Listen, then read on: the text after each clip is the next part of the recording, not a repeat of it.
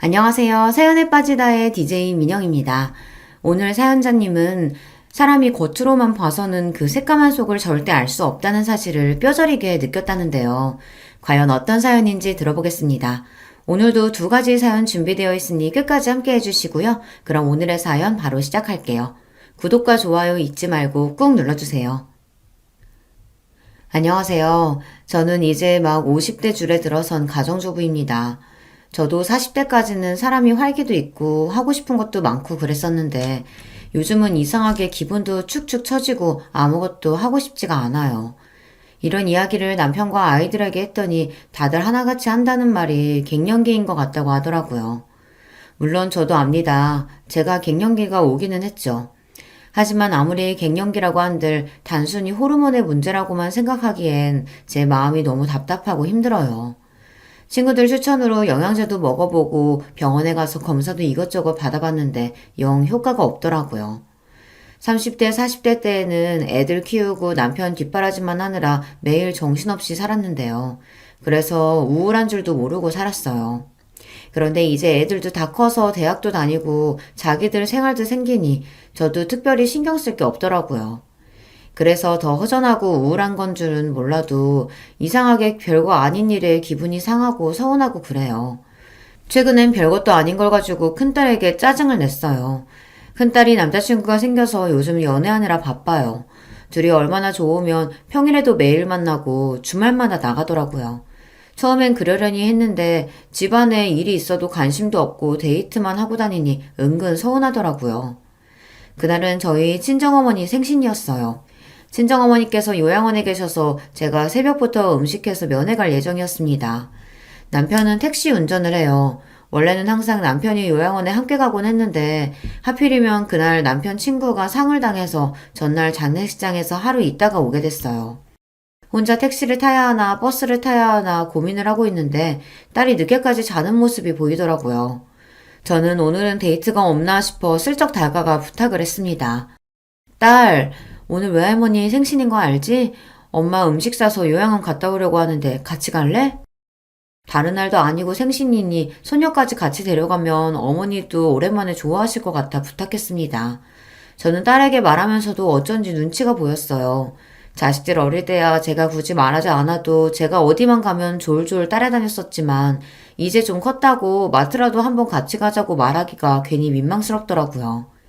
공부하고 아르바이트하고 자식들도 바쁘고 힘든데 제가 괜히 귀찮게 하는 것 같아서요. 그런데 제 말에 딸이 귀찮다는 듯 이불을 덮어버렸어요. 그러더니 한다는 말이 싸가지가 없었습니다. 아, 엄마, 나 이따가 남친이랑 영화 보기로 해서 오늘은 안 돼. 오늘은 그냥 택시 타고 갔다 와. 내가 택시비 줄게. 오전 10시가 될 때까지 침대에서 빈둥거리고 있었으면서 갑자기 남자친구랑 약속이 있답니다. 영화 시간이 언젠데 요양원 면회 시간도 얼마 안 돼서 엄마 할머니 얼굴만 보고 금방 올 거야. 같이 잠깐 갔다가 너는 남친 만나러 가면 되지. 딸이 약속이 있다곤 했지만 그 시간까지 준비도 안 하고 뒹굴뒹굴 하고 있는 게 아직 여유가 있는 것 같아 저는 한 번 더 이야기했습니다. 아무래도 음식을 만들어 싸둔 게 양이 많아서 딸에게 차로 데려다 달라고 해야 할 것 같아서요. 엄마, 나도 계속 시험 기간에 아르바이트해서 너무 피곤해서 그래. 아, 오늘은 제발 좀 쉬자. 제 말이 듣기 싫은지 딸은 잔뜩 인상을 구기며 짜증을 냈습니다. 그 모습을 보니 저도 순간 욱하더군요.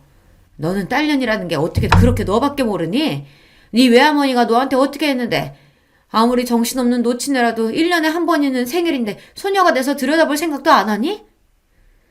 순간 저는 울분을 토해냈습니다. 친정어머니가 첫손녀라고 제 딸을 얼마나 예뻐했는지 몰라요. 친정어머니는 평생 시골에서만 사시던 분이었는데 제가 둘째를 낳고 힘들어하니까 큰애를 봐주시겠다고 시골에서 자주 올라오셔서 큰딸을 봐주셨어요. 엄마도 무릎도 안 좋고 허리도 안 좋으면서 손녀 놀아주겠다고 동물원이고 공연장이고 혼자 데리고 다녀주셨습니다. 그렇게 키웠는데 딸년이 1년에 한 번도 할머니를 보러 가지 않겠다고 하니 서운하고 너무 화가 났습니다. 그 순간만큼은 제 속으로 낳은 자식이라도 미웠어요. 아, 왜 또 말을 그렇게 해? 그리고 나만 손녀야? 김희수한테는 말도 안 했으면서 왜 나한테만 그래? 딸려는 또 둘째랑 비교하며 자기한테만 뭐라고 한다고 하네요. 예서는 면허가 없잖아. 저기 식탁 위에 짐 좀 봐라. 엄마가 혼자 힘들게 낑낑 들고 가야 하는데 면허 있는 네가 좀 태워다 주면 안 되니? 결국은 운전해달라는 말이었네. 그러니까 내가 택시비 준다고 택시 타고 가라고 했잖아. 말해봐야 뭐 하겠어요. 자식이라고 많은 것도 아니고 딸랑 둘인데 하나같이 제 속을 알아주는 놈이 없으니 계속 말해봐야 우라통이 더 터졌습니다. 내가 그깟 택시비 없어서 그러냐? 에이그 싸퉁바가지 없는 년. 내가 너한테 뭘 바라냐? 엄마! 별것도 아닌 거 가지고 왜 그렇게 예민하게 굴어? 그리고 나한테 년이라고 좀 욕하지 좀 마. 딸 사춘기 때보다 요즘 들어 딸이랑 훨씬 더 다툽니다. 사춘기 때는 딸이 말도 안 하고 입을 꾹 다물고 있어서 제가 받아주기만 하면 됐었는데요. 제 갱년기는 화를 도저히 참을 수 없어 버럭버럭 내질러야만 화가 누그러드니 가족들하고 안 싸울 수가 없었어요. 이런 이야기를 시댁에서 동서와 함께 나눈 적이 있습니다.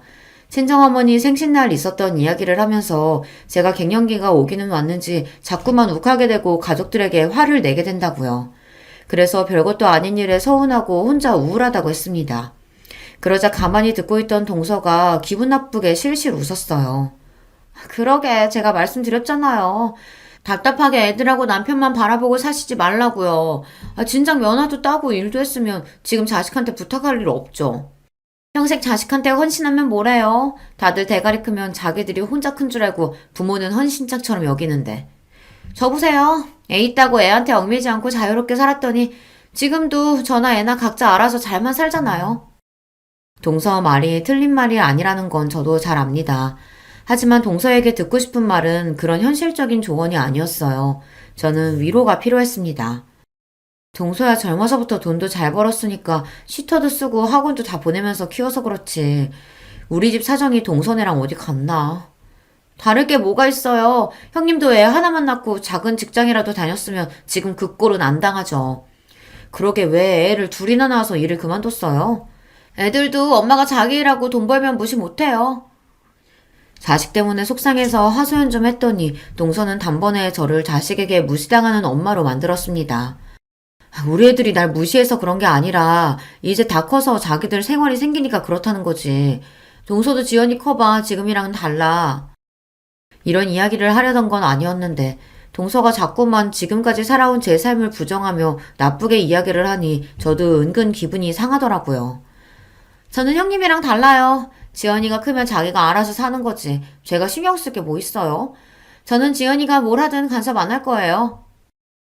딸 키우는 게 그렇게 쉬운 줄 알아? 요즘 세상이 얼마나 위험한데. 동서도 자기 일만 신경 쓰지 말고 지연이한테 관심도 좀 가져. 한참 사춘기잖아.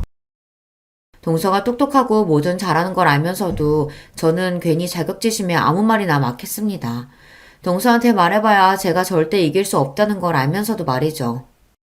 한참 사춘기 맞죠? 근데 우리 지연이는 괜찮아요. 스트레스 풀라고 제가 병원에서 매일 피부 관리도 해주고 백화점에서 쇼핑하라고 제 카드도 줬어요. 형님은 모르시겠지만 요즘 애들은 금융치료라고 해서 부모가 집에서 챙겨주는 것보다 한도 없는 카드 주는 걸 더 좋아하거든요. 그거면 사춘기고 뭐고 그냥 지나가는 거죠 뭐. 제가 이렇게 푼수해요. 동서한테 이런 이야기를 해봐야 제 마음을 이해할 리 없는데 괜한 소리를 해서 또 듣기 싫은 소리를 듣고 말았습니다. 제 동서지만 참 잘났어요. 동서는 피부과 의사입니다. 동서는 저랑 나이가 비슷한데도 결혼하고 5년이 지나서야 애를 낳아 아직 애가 중학생이에요. 의사 시험에 합격하고 나서 아이를 낳겠다고 하는 바람에 시동생이 기다려줬거든요. 동서는 대단해요. 아이를 낳고도 낳은 지 일주일 만에 바로 병원에 출근했어요. 당시에 저는 아무것도 못하고 애 둘만 키우는 것도 힘들어서 정신이 없었는데 동서는 이제 갓 태어난 신생아를 남의 손에 맡기고 열심히 일했습니다. 그 덕분에 동서는 지금 강남에서 개인 병원을 운영 중이에요. 집도 한남동의 비싼 아파트에 살고 차도 외제차가 2대나 있는 걸로 알고 있습니다. 시동생은 약사예요. 현재 동서병원 1층에서 약국을 운영 중입니다. 원래 시동생은 시댁 자랑이었어요. 어릴 때부터 공부도 잘하고 성실해서 동네에서도 유명한 모범생이라 시부모님이 떠받들어 살았었는데요. 본인보다 더 잘나고 똑똑한 아내를 만나는 바람에 어깨를 못 펴고 살고 있어요.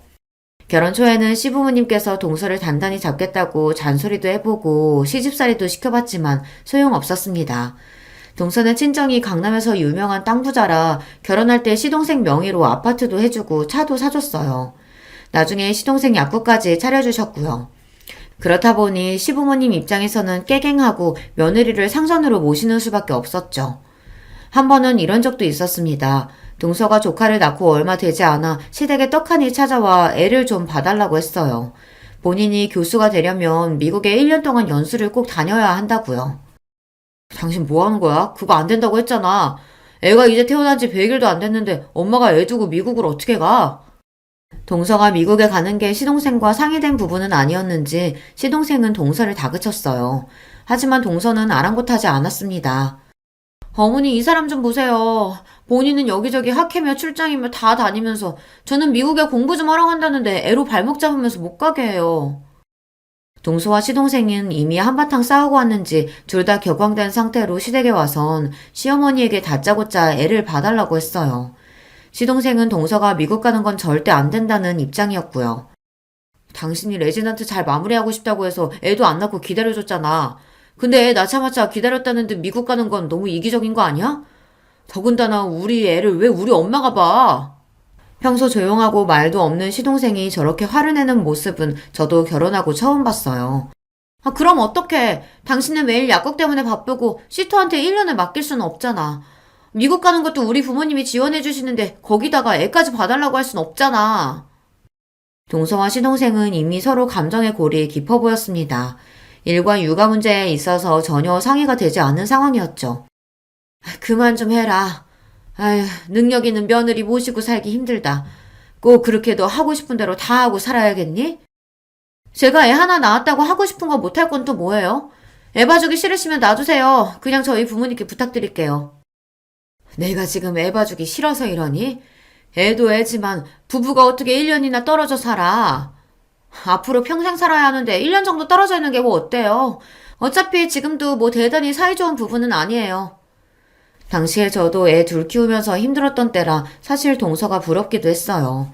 시부모님이나 남편에게 좋은 소리 못 들을 걸 알면서도 당당하게 본인이 원하는 바를 주장하는 게 멋져 보였거든요. 결국 시어머니께서 조카를 1년 동안 키워주시기로 하셨습니다. 동서는 그런 사람이에요. 본인이 원하는 게 있으면 무슨 수를 써서라도 꼭 해내고 마는 사람이었죠. 동서는 미국 연수를 끝내고 돌아와서 교수가 되자마자 병원을 나와 개업을 했어요. 그때도 시동생과 시부모님은 의아해했습니다. 애까지 어머니에게 맡기고 공부하겠다고 가더니만 결국은 와서 교수로 생활할 것도 아니고 바로 개업을 했으니까요.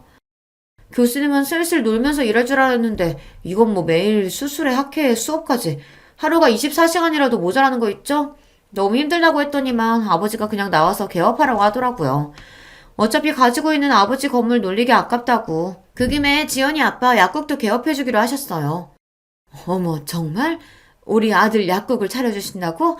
어머, 너무 감사하다. 잘됐다, 아들. 그때까지는 시동생이 남의 약국에서 월급쟁이로 일하고 있었는데 능력 있는 처가 덕분에 약국을 차리게 된 거죠. 동서가 미국에 가 있는 사이 시어머니는 매일같이 조카를 보면서 애 버리고 간 못된 년이라고 동서 욕을 하시더니만 약국 이야기에 웃음이 떠나질 않으셨어요. 어머니께서 1년이나 우리 지연이 봐주셨는데 당연히 그 정도는 해드려야죠. 나중에 약국이랑 병원 개원하면 자주 놀러오세요. 동서를 보면서 한 번 더 크게 느낀 게 돈이 참 좋은 거라는 겁니다. 동서처럼 머리도 좋고 능력도 있는 사람이 경제적으로도 여유가 있으니 어디서든 기죽을 일이 없더라고요. 결혼하고 5년 동안 아이를 낳지 않아도 당당하고 애를 낳자마자 남편과 아이를 두고 미국에 가도 당당하고 그러고 돌아와 돈으로 모든 보상을 하고 나니 다들 한마디도 안 하더라고요. 물론 그런 동서를 보면서 저도 사람인지라 자존심이 상할 때도 있고 자격지심이 느껴질 때도 있었어요. 그럴 때마다 저는 애써 웃어 넘겼습니다. 차이가 나도 너무 차이가 나다 보니 저는 아예 동서와는 다른 세상 사람이라고 생각하는 편이 편했어요. 그런데 저도 나이가 들고 갱년기라 예민해서인지 몇 년 전부터 동서의 행동이 거슬리기 시작했어요. 최근 저희 친정어머니께서 돌아가셨습니다. 부모님의 죽음이라는 게 누구에게나 충격적이지만 저는 특히나 어머니께서 오랫동안 요양원에서 생활하시다 돌아가신 거라 더 마음이 안 좋고 죄송했어요. 자식으로서 항상 받기만 하고 해드린 게 너무 없다는 마음이 들어서요. 그러다 보니 장례식만큼은 어머니께서 원하시는 대로 해드리고 싶었습니다. 어머니는 요양원에 가시기 전까지 50년을 넘게 살았던 고향에 묻히고 싶어 하셨어요. 거기에 친정아버지 묘도 있거든요. 어머니는 치매기가 있어서 정신이 오락가락 하시던 와중에도 항상 죽으면 고향 땅 아버지 옆에 있고 싶다고 하셨습니다. 저는 그 소원을 들어드리기 위해 장례식도 어머니의 고향에서 진행하고 장지도 아버지 옆자리로 결정했어요. 안 그래도 마음이 좋지 않은 와중에 제 앞에서 동서가 실수를 했습니다. 지금도 그때만 생각하면 성질이 나서 자다가도 벌떡벌떡 일어나요. 동서가 한 짓이 너무 괘씸해서요. 장례식은 자식이 서울에 살면 서울에서 하는 거 아니에요? 아니 무슨 조무객도 별로 없으시면서 굳이 장례식을 먼 목포까지 와서 해요. 아 바빠 죽겠는데 환자들 일정 변경하느라 죽는 줄 알았잖아요. 당신은 무슨 그런 소리를 해? 왜? 내 말이 맞잖아. 아 다들 바쁜 사람들인데 무슨 장례식을 목포에서 해? 동서는 오자마자 저에게 위로의 말 한마디 없이 자기 하소연만 하기 바빴습니다. 저는 더 말할 힘도 없어서 대충 고생했다고 했어요. 바쁘면 안 와도 되는데 멀리까지 오느라 고생했어요. 서방님, 동서 와줘서 고마워요. 얼른 식사부터 해요. 마음 같아서는 너 같은 거 안 와도 된다고 소리치고 싶었지만 어쩌겠어요. 저런 것도 가족인걸요. 저는 애써 고생했다고 어깨를 다독이며 육개장이라도 한술 뜨라고 자리를 안내했습니다. 그런데 그때 동서가 미간을 확 구기더니 갑자기 코를 잡았어요. 아니요, 저 안 먹어요. 이거 무슨 냄새야? 뭔지 몰라도 냄새가 너무 지독해서 여기 앉아서는 먹고 싶지 않아요. 여보, 그만 좀 해. 형수님도 마음 안 좋으시고 정신 없으실 텐데 왜 그렇게 호들갑을 떨어? 저희 고향에서는 장례식이든 결혼식이든 집안에 손님들을 부르면 항상 홍어를 내놔요. 그러다 보니 장례식장에 홍어전 냄새가 좀 났나 봐요. 그걸 가지고 동서가 학을 떼며 난리를 치더군요. 내가 바빠 죽겠는데 여기까지 와서 이런 냄새 나는 데서 밥까지 먹어야겠어? 형님, 저 도저히 안 되겠어요. 저 그냥 나가서 따로 밥 먹고 올게요. 동서는 아예 잠시도 못 있겠다고 인상을 구기더니만 정말로 나가서 식사를 했어요. 시동생은 저 사람이 워낙 유난하다고 죄송하다고 사과했지만 저는 이미 마음이 상했습니다. 아무리 사람이 개념이 없고 상식이 없어도 그렇지 어떻게 남의 장례식장에 와서 저런 소리를 대놓고 할 수 있을까 싶더라고요. 그때부터였어요. 동서와는 웬만하면 상종하지 말아야겠다 싶었던 게 말이죠. 그런데 제 마음과는 달리 문제가 좀 생겼습니다.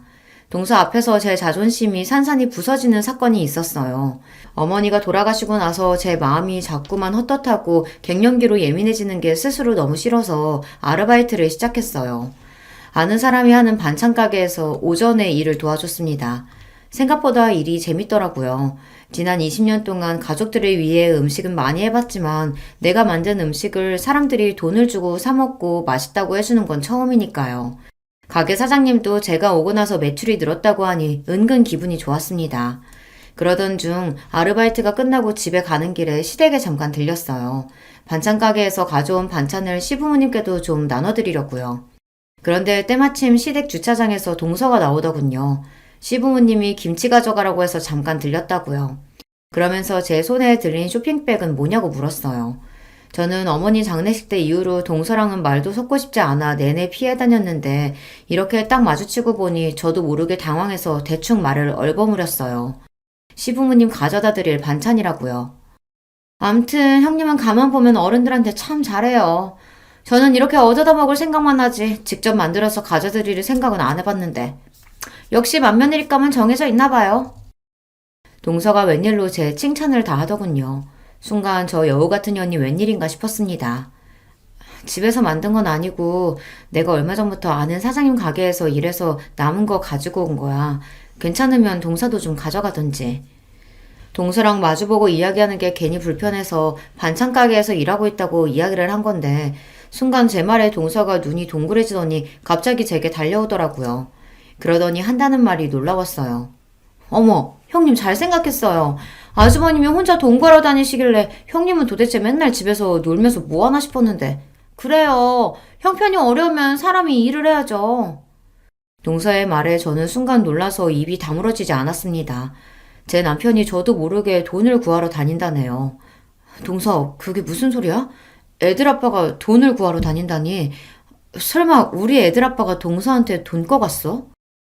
아주버님이 직접 나한테 꺼간 건 아니고 우리 지연 아빠한테 돈 좀 빌려달라고 하셨더라고요. 둘째 대학 등록금이 좀 부족하다고. 동서의 말에 저는 심장이 쿵 하고 떨어지는 것 같았습니다. 제가 얼마 전 남편에게 애들 등록금 이야기를 했을 때 남편은 알겠다고 문제 없다고 했거든요. 저는 그 말만 믿고 정말 그런 줄 알고 넋을 놓고 있었는데 남편 혼자 돈 걱정에 전전긍긍했을 걸 생각하니 가슴이 시큰하더군요. 에이, 근데 우리 지연 아빠 돈이 뭐 그 사람 돈인가요? 사실 다 제 돈이지. 많이 급하신 것 같아서 제가 그냥 드리라고 했어요. 뻔히 형님네 사정 아는데 꺼주긴 뭘 꺼줘요. 어차피 못 받을 돈. 동서는 역시나 참 대단합니다. 같은 말을 해도 사람을 바보로 만드는데 일가견이 있어요. 남편이 저에게 말을 안 했는데 둘째 대학 등록금이 부족해서 시동생에게 빌렸나 봐요. 속마음은 우라통이 터지고 가슴이 찢어지는 것 같았지만 재수없는 동서 앞에서 티를 낼 수가 없었죠. 그런 일이 있었구나. 나는 모르고 있었네. 동서 미안하고 고마워. 그 돈은 내가 금방 갚을게. 아니에요 형님. 내가 꼭 돈 내놔라고 한 것처럼 사람 민망하게 왜 그래요.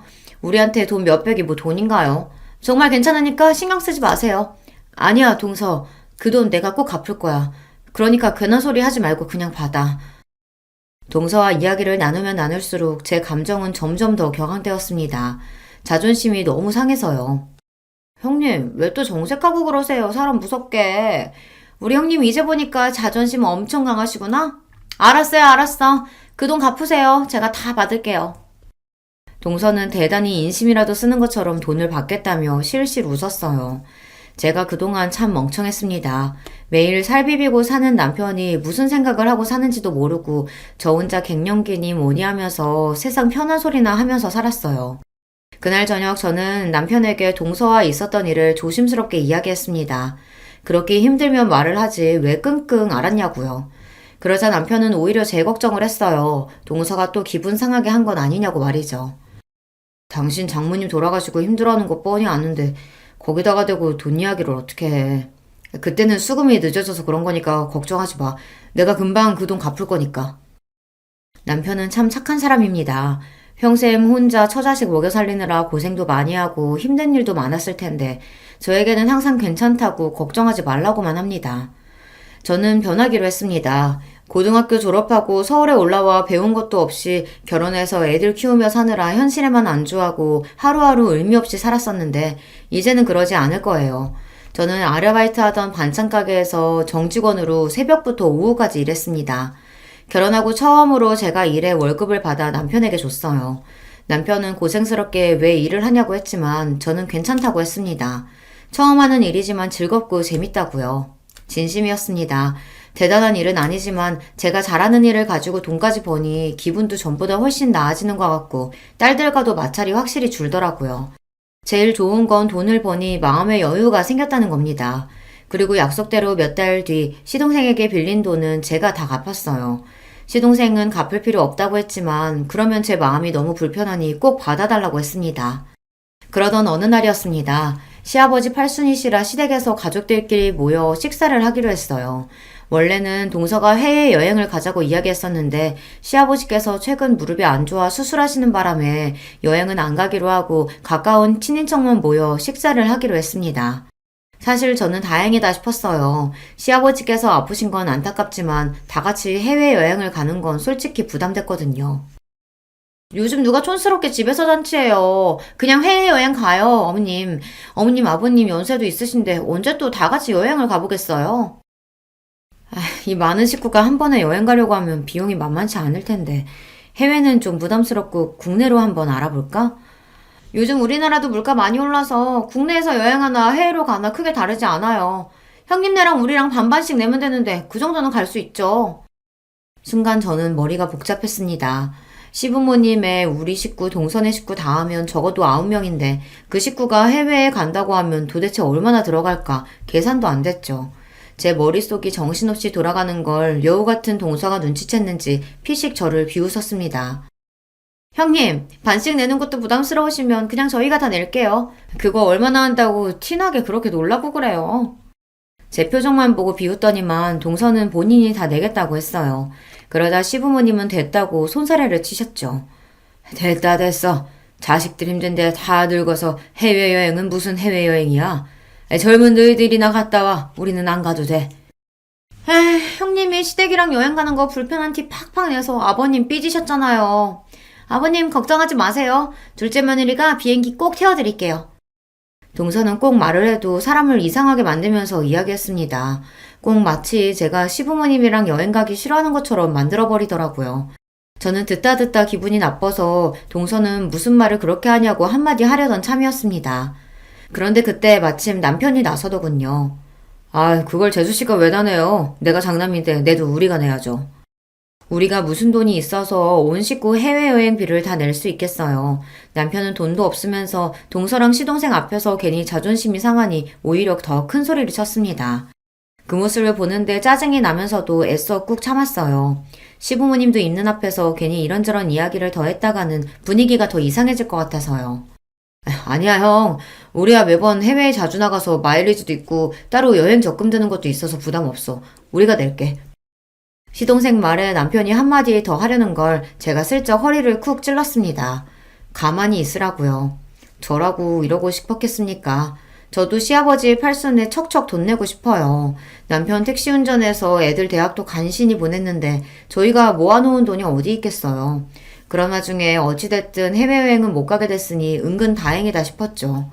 저희는 먹고 죽으래야 돈이 없으니 싫어도 동서한테 얹혀서 여행에 따라가야 할 판이었는데 괜히 가서 또 무슨 바보 취급을 당할까 걱정됐거든요. 시아버지께서 갑작스럽게 수술을 하시는 바람에 몸도 마음도 회복이 되질 않으셔서 이번 팔순은 더 신경이 쓰였습니다. 시아버지도 연세가 들기는 드셨는지 그 강하셨던 분이 이제 죽을 때가 된 것 같다고 자꾸만 죽는 소리를 하시더라고요. 제가 동서처럼 대학도 못 나오고 능력이 있는 것도 아니지만 딱 한 가지 동서보다 잘하는 게 있어요. 바로 음식입니다. 어머니에게 손맛을 물려받아 음식은 제법 해요. 시부모님도 제가 한 음식이라면 입맛에 맞으신다고 밥풀도 하나 남기지 않으시고 드세요. 그래서 이번 팔순엔 제 실력을 마음껏 뽐내보기로 했습니다. 해외여행도 가지 못했으니 동서는 분명 두둑한 봉투를 준비할 거예요. 거기에 밀리지 않으려면 평소보다 훨씬 더 막강한 음식들로 준비를 해야겠다 싶었습니다. 이런 생각을 한다는 게 제가 생각해도 유치하긴 해요. 하지만 저처럼 살아보신 분들은 아실 겁니다. 집안의 며느리라고는 저랑 동서 둘뿐인데 여러 면에서 차이가 나다 보니 알게 모르게 시부모님께 비교당하기도 하고 안 그러려고 해도 혼자 자격지심에 쪼그라들기도 해요. 제가 할 수 있는 건 고작 몸으로 때우는 것뿐이지만 그거라도 잘하고 싶었습니다. 저는 시아버지 팔순 일주일 전부터 장을 보고 메뉴를 준비했어요. 장을 보고 있는데 동서한테 연락이 왔길래 음식 준비하느라고 장을 보고 있다고 했더니만 저더러 뭐하러 사서 고생하냐고 하더라고요. 아, 형님은 답답하게 왜 그런 짓을 하세요? 요즘 출장 뷔페랑 배달 음식이 얼마나 잘 돼 있는데요. 우리 그냥 시켜서 먹어요. 출장 뷔페나 배달 음식도 좋지. 근데 동서도 알잖아. 아버님 밖에 음식 안 좋아하시는 거. 다른 날도 아니고 팔순 생신인데 그냥 집에서 준비하지 뭐. 동서도 그날 시간 괜찮으면 일찍 와. 얼마 전 명절에 동서 말대로 제사 음식을 배달시켰다가 시아버지에게 저만 혼났어요. 매번 하던 거 귀찮아서 그걸 돈 주고 샀냐고요. 다행히 시어머니께서 나서서 힘들어서 이번에만 샀다고 이야기하고 대충 넘어가긴 했지만 원래 시아버지는 밖에서 사다 먹는 음식을 싫어하십니다. 그냥 사 먹고 한번 욕 먹으면 되지. 형님은 피곤하게 사신다니까. 어쨌든 음식은 형님이 하기로 한 거니까 형님이 알아서 하셔야지. 제가 일찍 뭐하러 가요. 저는 그 전날도 출근이라 힘들어요. 저는 그냥 시간 맞춰서 갈게요. 동서에게 기대하지도 않았습니다. 제가 음식을 준비한다고 하면 동서는 사먹는 게 훨씬 좋다고 할 줄 알았어요. 대충 시아버지에게 욕 한 번 먹으면 끝날 일이라고요. 동서야 그렇죠. 욕을 먹어도 제가 먹고 본인은 봉투나 휙 들이면 그만이니까요. 저는 더 듣고 싶지 않아 대충 알겠다고 대답하고 전화를 끊었습니다. 생각이 있는 사람이면 시아버지 형제분들도 오시니 알아서 오겠지 싶어서요. 그런데 제가 동서를 몰라도 한참 모르고 있었더군요. 시아버지 팔순 당일 동서는 손님들 오시기 30분 전에야 시댁에 왔습니다. 정말 손님처럼 말이죠. 둘째, 너는 아무리 바빠도 그렇지 큰애랑 나랑 음식하느라 정신없는 거 뻔히 알면서 오늘만큼은 좀 일찍 오지 그랬냐? 동서에게 이야기해봐야 소용없다는 걸 시어머니도 아시다 보니 웬만해서 동서에게 잔소리를 잘 안 하시지만 그날만큼은 제가 며칠 전부터 음식 준비하느라 고생한 걸 다 보셨으니 일부러 저 들으라고 동서에게 한 소리 하시는 것 같더라고요. 하지만 그런 말에 신경 쓸 동서가 아니었습니다. 어머님도 참 요즘에 어떤 시대인데 음식하는 거 가지고 잔소리를 하세요. 그리고 제가 보통 며느리예요? 바쁜 의사 며느리인데 이 정도는 이해해 주셔야죠.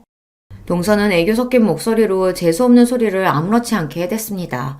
시어머니는 아이고 아이고 소리만 두어 번 내시더니 답답하다는 듯 주방을 나가버리셨어요. 어머, 뭘 이렇게 많이 하셨어요? 식구도 얼마 없는데 대충 먹을 거만 하시면 되지. 쓸데없이 가짓수는 왜 이렇게 많이 하셨대?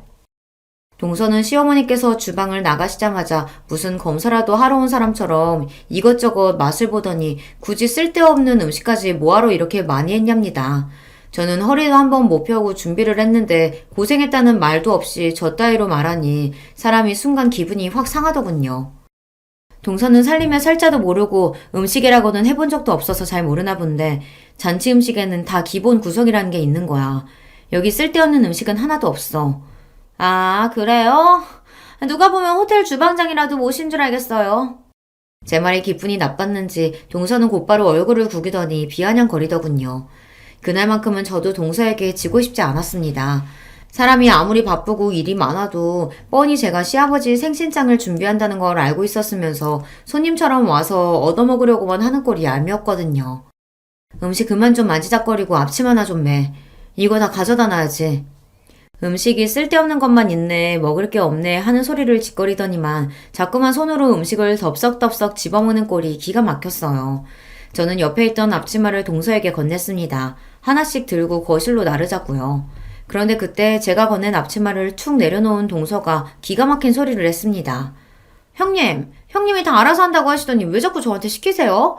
제가 남들처럼 주방에 들어가서 음식이나 하려고 이렇게 뼈 빠지게 공부한 줄 아세요? 음식 같은 건 형님처럼 못 배운 사람이나 하는 거죠. 전 아버님 드리려고 용돈 두둑히 챙겨왔거든요. 일은 몸으로 대충 때우시는 형님이 다 하세요. 세상에 동서가 싸가지 없는 거야 진작 알고 있었지만 이 정도일 줄은 몰랐습니다. 동서는 자기 할 말만 내뱉더니 그대로 몸을 돌려 거실로 나가려고 했어요. 순간 욱한 저는 저도 모르게 동서의 머리채를 잡았습니다. 형님! 지금 뭐 하는 거예요? 이거 안 나요? 야, 너 뚫린 입이라고 아무 말이나 하면 되는 건 줄 알아? 너 내가 지금까지 예뻐서 봐준 줄 알아? 이게 돈 좀 있다고 어디서 유세야! 저도 제가 이런 행동을 할 줄은 꿈에도 몰랐습니다. 너무 화가 나고 짜증이 나니 손이 저절로 동서의 머리채를 흔들고 있더군요. 그 순간 시어머니께서 부르시는 소리가 들렸습니다. 손님들 오셨다고요. 저는 놀라서 잡고 있던 동서의 머리채를 확 놓아버렸습니다. 저는 애써 당황한 채를 숨기며 동서를 쏘아봤어요. 한 번만 더 내 앞에서 재수없게 굴었다간 가만히 안 둘 거니까 그런 줄 알아. 저는 당당하게 제 할 말을 하고 동서보다 앞서 거실로 나갔습니다. 그때까지도 혹시나 동서가 뒤에서 달려들기라도 할까봐 겁이 나서 심장이 쿵쿵 크게 뛰었어요. 하지만 이미 벌어진 일이었습니다. 앞으로 동서가 저에게 무슨 짓을 하든 저도 더는 봐주지 않기로 했어요. 저는 곧장 거실로 나가 손님들에게 인사부터 드렸습니다. 그때 뒤에서 급하게 뛰어오던 동서의 인기척이 저에게도 들렸지만 애써 모른 척 했습니다. 저는 거실에 식사 준비를 하면서도 연신 동서를 흘깃거렸어요. 제가 머리채까지 잡았으니 절대 가만히 있을 동서가 아닌데 가만히 있는 게 이상해서요.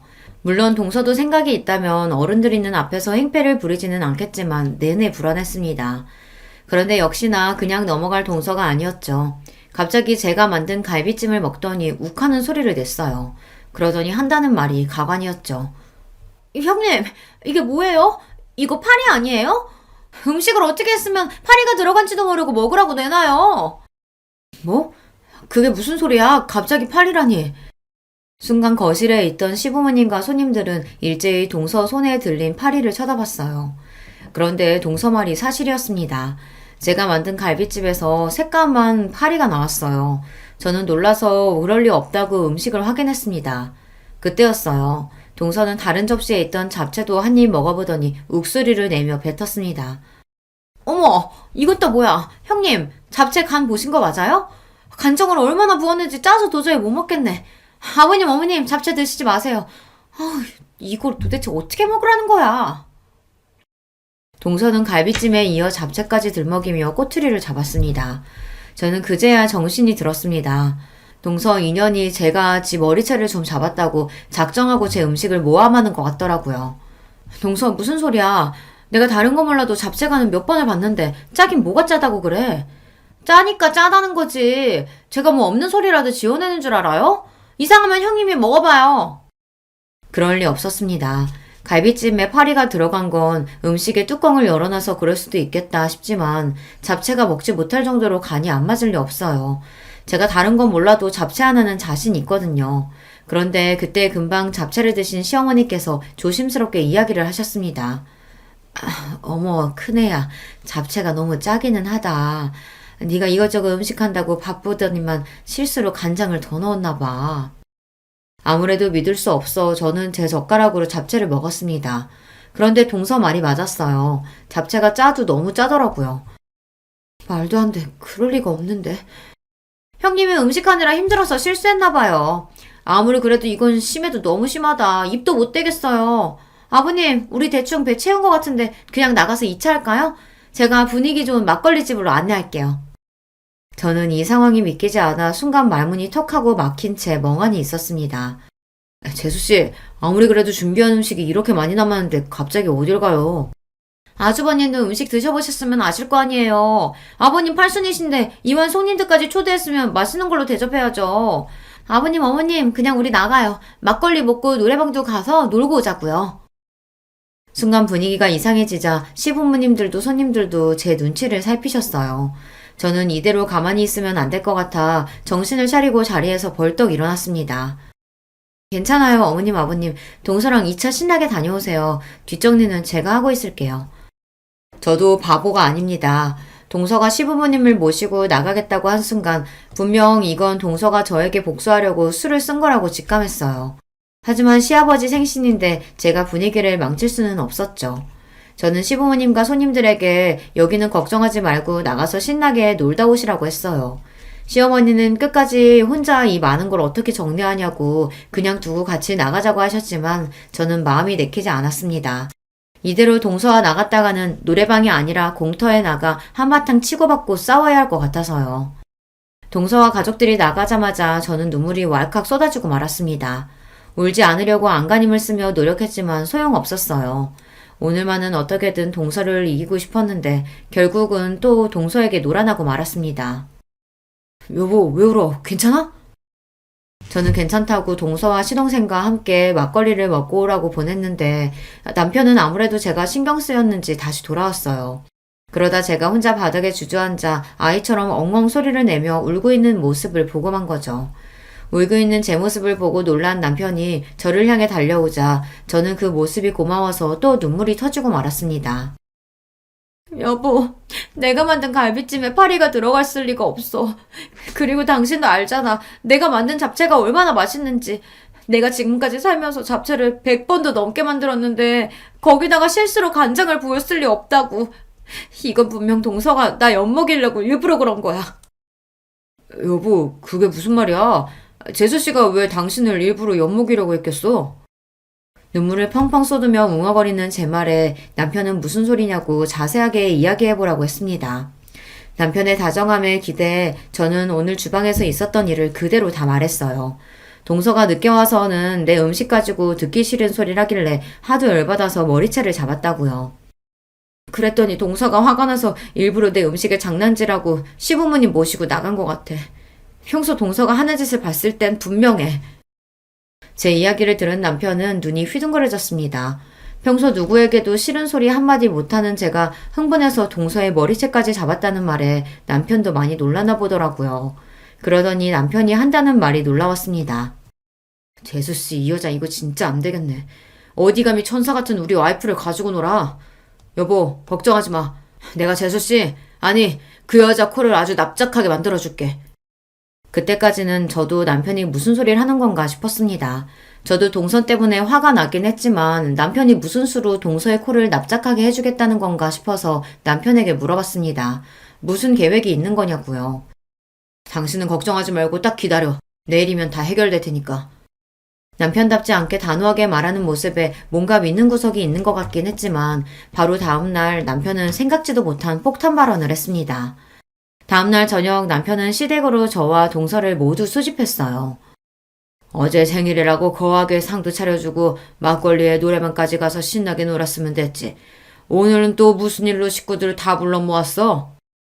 아버님은 무슨 일이냐고 연신 물으셨습니다. 그러자 남편은 들고 있던 봉투에서 웬 사진들을 꺼내 바닥에 던지듯 뿌렸습니다. 그러더니 한다는 말이 충격적이었어요. 아버님, 어머님, 놀라지 말고 들으세요. 이게 바로 아버님, 어머님이 예뻐했던 둘째 며느리의 진짜 모습이니까. 남편의 말에 자리에 있던 시부모님과 저는 의아한 얼굴로 바닥에 떨어진 사진을 주었습니다. 뭐야, 둘째야. 이게 다 뭐냐? 이 남자들은 누군데 너랑 이러고 있는 거야? 네? 무슨 말씀이세요, 어머님? 남자라뇨? 남편이 뿌린 사진 안에는 술에 잔뜩 취한 동서가 양쪽에 젊은 남자들을 끼고 웬 술집에서 나오는 사진이었어요. 그 사진을 확인한 시부모님은 곧장 동서를 쏘아보았고 동서는 놀라 사진을 구겼습니다. 그러더니 한다는 소리가 기가 막혔어요. 어머, 아주버님, 이게 다 뭐예요? 아주버님 혹시 스토커예요? 남의 사진을 이렇게 마음대로 찍으면 어떡해요? 모 눈에는 뭐만 보인다더니 스토커는 무슨. 아버지, 어머니, 그 사진 속 술집 보통 술집 아니에요. 돈만 주면 젊은 남자들이랑 술 먹고 노는 룸사롱이라고요. 그랬습니다. 알고 보니 얼마 전 남편이 손님을 태우고 강남에 갔다가 우연히 한 술집 앞에서 동서를 보았답니다. 남편은 동서 병원이 강남에 있으니 일이 끝나고 한잔 했나 보다 싶어 아는 체 하려고 했대요. 동서가 술에 많이 취했으면 집에 데려다 주려고요. 그런데 그때 동서 뒤에서 웬 젊은 남자들이 나타나더니 동서를 부축해 남편이 운전하는 택시를 잡았답니다. 그러더니 동서를 남편의 택시 뒤에 태운 거예요. 동서를 태운 남자들은 딱 봐도 동서의 동료가 아닌 것 같았답니다. 생김새도 의상도 범상치 않았대요. 뒷좌석에 탄 동서는 술을 얼마나 많이 먹었는지 취해서 남편을 알아보지도 못했답니다. 남편이 이런저런 말을 거는데도 아예 알아듣질 못했대요. 그날 남편은 곧바로 시동생에게 연락해 동서를 데려다 줬답니다. 그리고 남편이 강남에서 본 광경을 그대로 이야기한 거예요. 남편의 말에 시동생은 뭔가 짐작가는 게 있었는지 본인이 알아볼 테니 남편에게는 걱정하지 말라고 했답니다. 그러고 보니 시아버지 팔순날 시동생의 표정이 어둡기는 했어요. 동서와 일절 이야기를 나누지도 않았고요. 이거 내가 찍은 게 아니라 종혁이가 재수씨한테 사람 붙여서 찍은 거예요. 아주 주말마다 호스트바 가서 신나게 노셨더라고요. 거짓말할 생각은 애초에 하지 마요. 사진은 이거 말고도 엄청 많으니까. 그날 이후 시동생은 동서가 술집에 다닌다는 증거를 찾기 위해 사람을 붙였답니다. 그리고 이혼을 준비하고 있었어요. 말도 안 돼. 당신들이 어떻게 나한테 이럴 수가 있어? 호스트바가 뭐, 돈 있으면 여자가 갈 수도 있지. 동서는 시부모님도 계신 앞에서 더러운 본색을 드러냈습니다. 바닥에 떨어진 사진을 벅벅 찢으며 자기는 잘못한 게 없다고 뻔뻔하게 굴었어요. 저는 동서의 뻔뻔함에 소름까지 돋았습니다. 아이고, 이게 다 무슨 일이라니. 동서가 숨겨왔던 진짜 모습이 드러나자 시부모님도 놀라서 뒷목을 잡으셨어요. 얼마 뒤 동서와 시동생은 이혼했습니다. 시동생은 알게 모르게 동서랑 살면서 쌓인 게 많았는지 동서의 귀책 사유들을 샅샅이 찾아내 법원에 제출했습니다. 사람이 하나를 보면 열을 안다고 남인 저에게도 그렇게 못되게 굴었는데 남편에게는 오죽했겠어요. 시동생은 정신적 피해 보상에 대한 위자료도 청구했답니다. 양육권 문제로 아직 소송 중이지만 조카가 동서보다는 시동생과 살고 싶어 해서 양육권도 곧 가지고 올 수 있을 것 같아요. 저는 살다 누군가의 이혼을 이렇게 응원하게 될 줄은 몰랐습니다. 저도 웬만하면 자식을 위해서라도 부부가 서로를 이해하고 화목하게 살아야 한다고 생각하는 사람이지만 동서는 아니에요. 사람이 많이 배우고 직업도 의사면 뭐래요. 인간이 덜 되는걸요. 여러분도 시동생이 동서와 이혼하길 잘한 거라고 그런 여자랑 살았으면 더 불행했을 거라고 응원하는 댓글 좀 많이 달아주세요. 여러분의 댓글이 우리 가족에게는 큰 힘이 될 겁니다. 끝까지 우리 가족 이야기 들어주셔서 감사해요. 여러분의 가정에는 언제나 즐거운 일만 가득하시길 바랄게요. 저는 어느덧 40대에 접어든 직장인입니다. 저는 학창시절에 참 재미없는 학생이었어요. 공부밖에 모르고 연애도 할 줄 몰라서 초중고에 이어 대학교를 졸업할 때까지도 도서관에서만 살았습니다. 뒤늦게 군대에 다녀올 때까지 흔히 말하는 못쏠, 모태솔로였습니다. 태어나서 한 번도 연애를 해본 적이 없다는 뜻입니다. 그런 저에게도 결혼을 할 기회가 찾아왔습니다. 아내와는 집안 어른을 통해 주선된 선자리에서 처음 만났어요. 교사로 한동안 재직하셨던 큰아버지의 제자라고 하더라고요. 큰아버지는 그녀의 중학교 시절 담임 선생님이었는데 이렇게 참하고 착실한 처녀가 없는데 자라면서 저처럼 연애도 제대로 못하고 이날까지 시집을 안 가고 있었다고 하네요. 그러다가 제가 군대를 전역하고 사회인이 되었을 무렵 큰아버지께서는 그런 저를 눈여겨보시다가 자신의 애제자와의 만남을 주선시켜 주셨습니다. 처음 만난 아내의 모습은 정말 아름답게 그지없었습니다. 왜 이런 아리따운 여인이 이제껏 시집도 못 가고 연애다운 연애도 제대로 못 해봤는지 이해할 수가 없었습니다. 공부밖에 모르던 샌님인 저에게는 아깝다는 생각마저 들 정도였습니다. 그런데 대화를 좀 나눠보니 확실히 남자랑 대화하는 게 어색해 보이긴 했습니다. 대화도 툭툭 끊어지고 무엇보다 저를 그다지 마음에 들어하지 않는 것 같아 보였습니다. 그러면 오늘은 이만 이렇게 일어날까요? 네, 다음에 봬요. 뻘쭘한 분위기를 더 못 견딘 제가 자리를 펴하는 제안을 했고 그녀는 상투적인 다음에 보자는 말로 인사를 나눈 뒤 그날은 그렇게 헤어졌습니다. 어색해하던 그녀의 모습을 떠올리면서 이번 만남도 물 건너 갔구나 싶었습니다. 그런데 며칠이 지나서 그녀에게서 먼저 문자가 와 있었습니다. 준석 씨, 그날 잘 들어가셨어요? 우리 다음에 보기로 했는데 언제가 좋을까요? 저는 당연히 그녀가 첫 만남에서 헤어질 때 한 다음에 보자는 말이 그냥 예의상 인사치레로 하는 말이라고 생각했는데 그녀는 진심으로 한 말이었습니다. 아, 봐요 우리. 언제가 좋을까요? 저는 오늘도 괜찮은데. 네? 오늘이요? 좋아요. 그럼 오늘 봐요. 그녀는 잠시 망설이는 듯 하더니 이내 당일에 바로 보자는 제안을 수락했습니다. 그런데 그녀가 먼저 연락을 해온 것임에도 불구하고 그 자리는 어색하기 그지없었습니다. 참 지금 생각하면 제가 할 말은 아니지만은 그녀는 확실히 남자를 많이 못 만나본 티가 나는 사람이었습니다. 그때 당시에는 저는 마음에 안 들어 한다고만 생각이 들게 행동을 했으니까요. 그러다가도 지금처럼 이렇게 먼저 연락이 오기도 했다가 막상 만나면 어색해하고 헷갈리는 점이 한두 가지가 아니었습니다. 저도 연애 경험이 없다 보니 답답해 미칠 지경이었는데 어느 날은 더 참지 못하고 그녀에게 솔직하게 얘기했습니다. 미주씨, 혹시 제가 마음에 안 드는데 큰아버지 입장 생각해서 자꾸 나오시는 거면 안 그러셔도 돼요. 우리 그래도 알 거 다 아는 성인인데 서로 시간 낭비하지 말고 솔직하게 얘기합시다. 네? 아니, 저는 그게 아니라 마음에 안 든다고 한 적 없는데 준석 씨는 제가 마음에 안 드시나요? 네? 아니요. 그런 뜻이 아니고. 그러면 미조 씨는 제가 마음에 든다는 말씀이세요?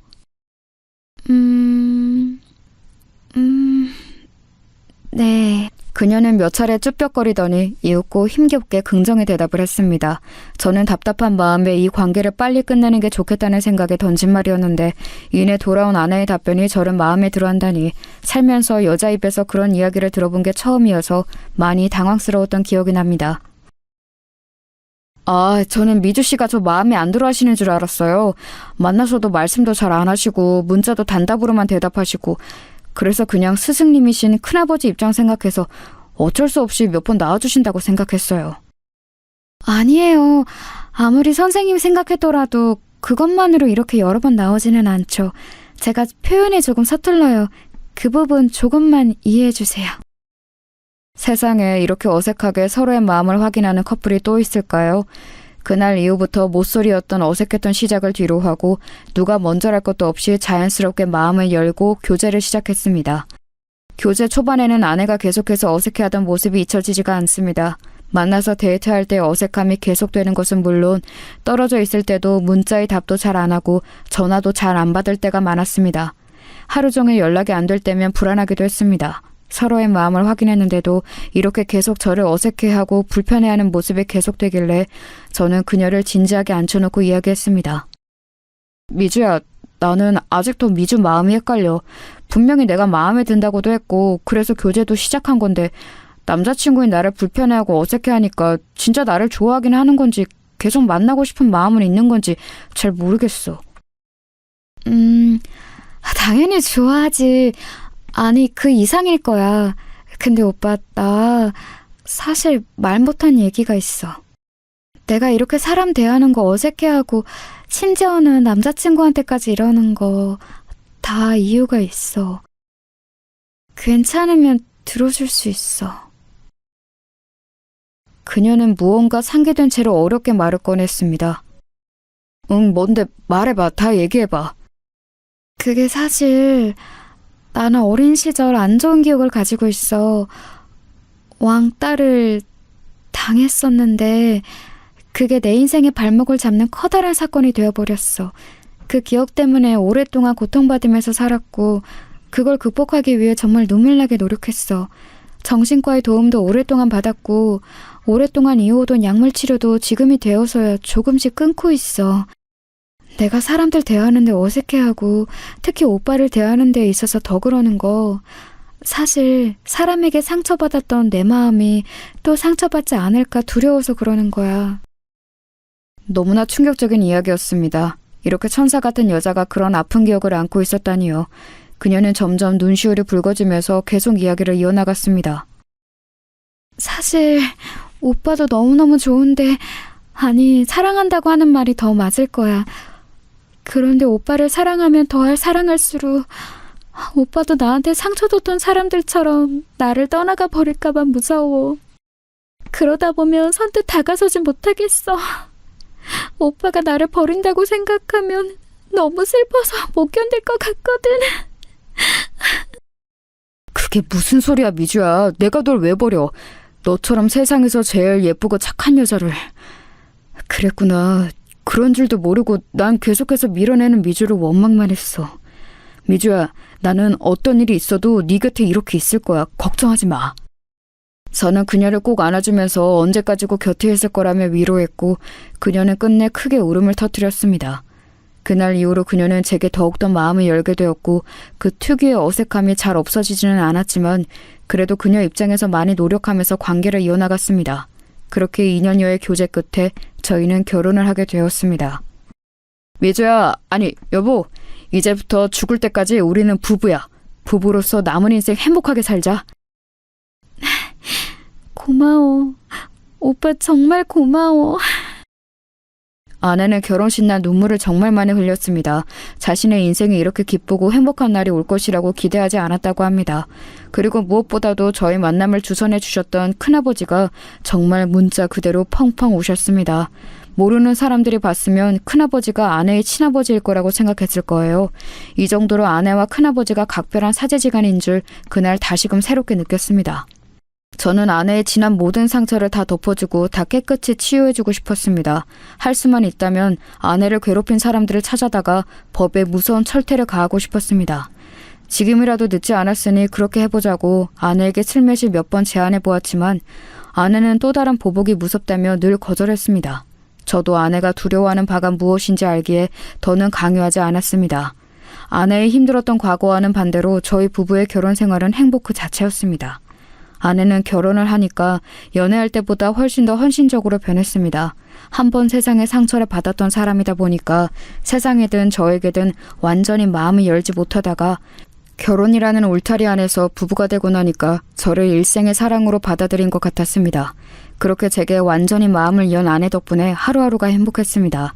매일 새벽같이 일어나서 정성스런 도시락을 차려주었고 저녁에 퇴근하고 돌아오면 언제나 칠첩 반상이 차려져 있었습니다.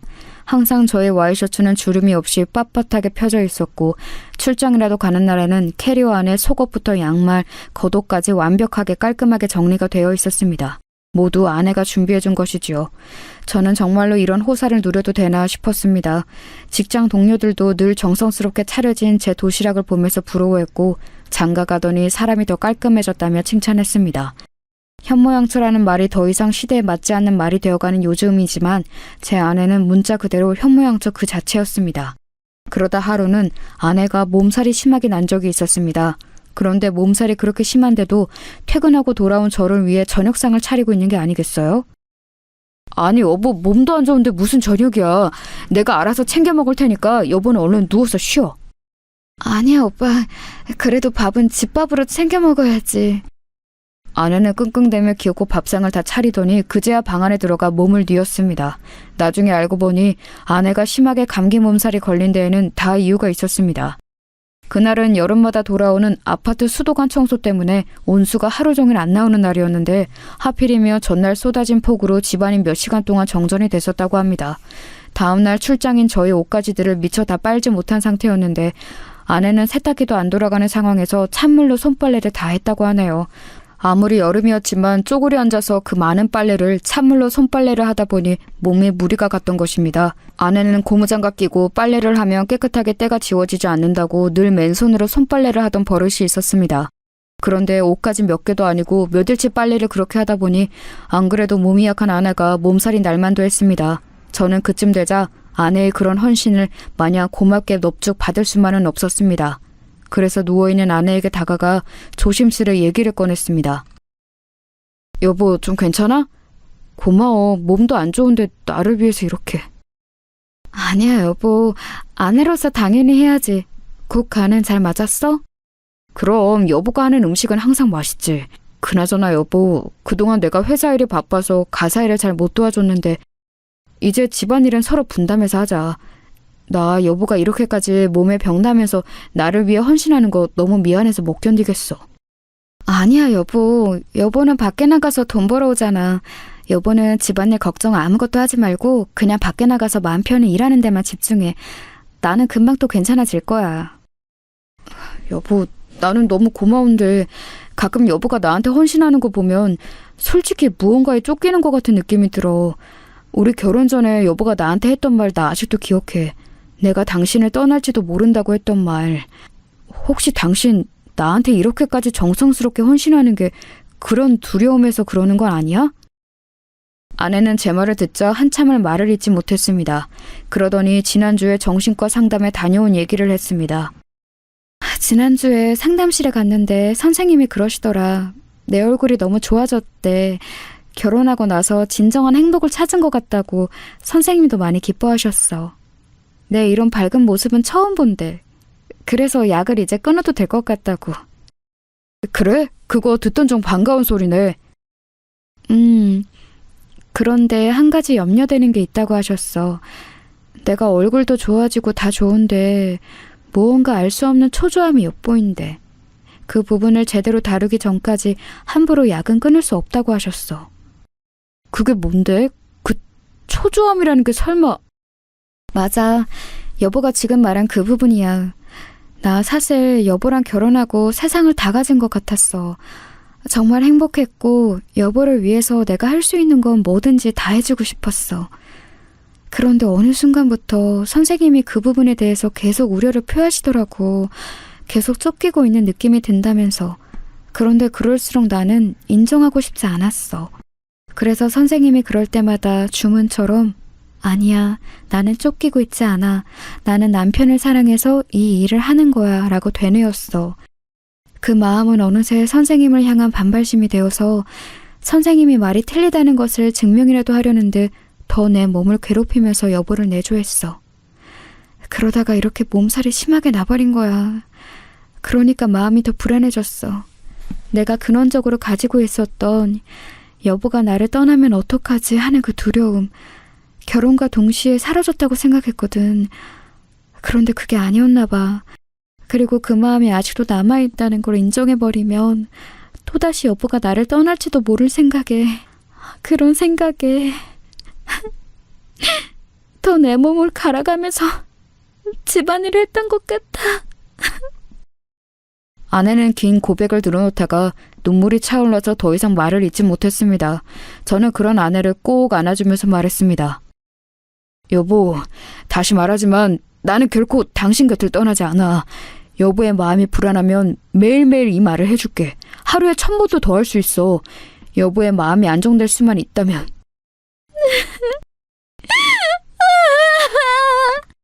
저는 가슴이 찢어질 듯 아팠습니다. 설마 했던 저의 생각이 맞았던 것입니다. 저를 향한 분에 넘치는 헌신은 남편으로서 저를 사랑해서 그런 것도 있지만 혹시라도 제가 자신의 곁을 떠나면 어떡하나 하는 마음에 더욱더 기를 쓰고 헌신을 했을 거라는 저의 생각이요. 저는 그쯤 되자 아내의 마음을 이렇게 쑥대밭으로 만든 못된 사람들과 사건이 궁금해지기 시작했습니다. 여보, 괜찮다면 여보 학창시절 이야기 좀 해줄 수 있어? 불편하면 하지 않아도 돼. 그런데 당신을 좀 더 알고 싶고 이해하고 싶어. 아내는 잠시 고민을 깊게 하더니 제게 말했습니다. 그래. 이제 이야기할 때도 된 것 같네. 길고 지루한 이야기가 되겠지만 들어줘. 아내는 그렇게 오랫동안 꺼내지 않았던 학창시절 이야기를 꺼냈습니다. 아내는 어릴 적에 무척 밝고 명랑한 소녀였습니다. 지금의 수줍고 숫기 없는 모습과는 대조되게 오히려 말량광이에 가까웠다고 합니다. 그렇게 밝고 티 없이 맑았던 아내의 인생은 중학교에 올라가면서 완전히 뒤바뀌게 됩니다. 바로 서두에 말씀드렸던 왕따를 당하게 된 사건 때문인데요. 그 시작은 이랬습니다. 아내가 중학교 2학년이 되었을 무렵의 일입니다. 아내에게는 아주 어릴 적부터 동네에서 친했던 친구 희진이가 있었는데요. 희진이와는 중학교 2학년에 올라가면서 같은 반이 되었습니다. 그동안 동네에서 친하게 지내기는 했지만 학교에서는 같은 반이 된 적이 없었는데 이번에 같은 반이 되면서 둘은 서로 뛸 듯이 기뻐했다고 하네요.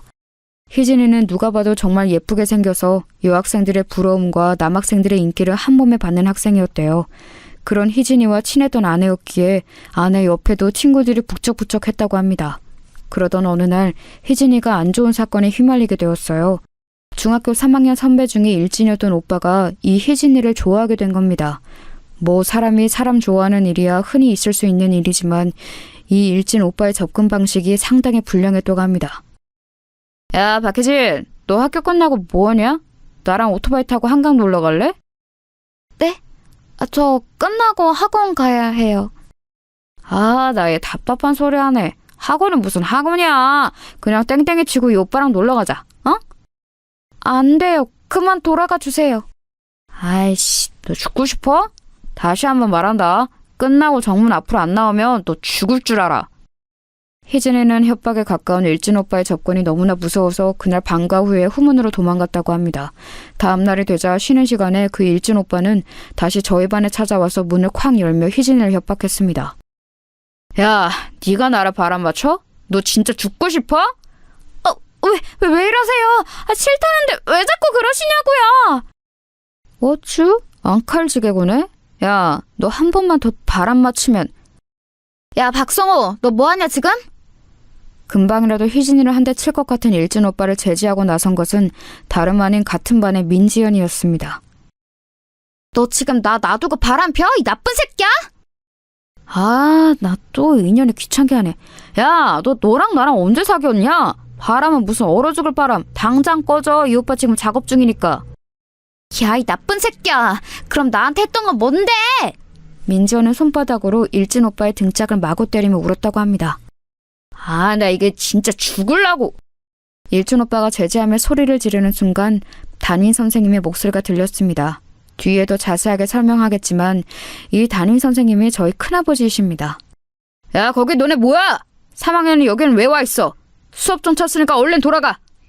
아이씨, 야 민지연, 너 두고 보자. 아, 이쁜이, 다음 시간에 또 올게. 일진 오빠는 돌아가는 와중에도 희진에게 찝쩍대는 것을 멈추지 않았습니다. 그런데 진짜 큰 사건은 그때부터 시작되었습니다. 그날부터 지연이는 대놓고 희진이를 괴롭히기 시작했습니다. 민지연이 진짜 그 일진 오빠랑 사귀었던 건지 어떻던 건지는 모르겠지만 분명한 건 지연이가 그 일진 오빠를 좋아하고 있었고 그런 일진 오빠가 희진에게 찝쩍대니까 배알이 꼴렸던 것입니다. 문제는 지연이란 아이의 위치였습니다. 민지연 역시 학교의 일진이었는데 거기서만 그쳤어도 좋으련만 그 아이는 무려 학교 이사장님의 딸이었습니다. 이사장님의 후광을 등에 업고 천방지축으로 날뛰던 학교에서 알아주던 양아치라 선생님들도 함부로 손을 못 대던 학생이었던 것입니다. 그런 민지연의 희진이를 향한 괴롭힘이 시작되는 순간이었습니다. 처음에는 볼 때마다 어깨로 툭 치고 가는 것은 물론 수업 시간에 뒤에서 지우개 가루를 던지며 희진이를 괴롭혔습니다.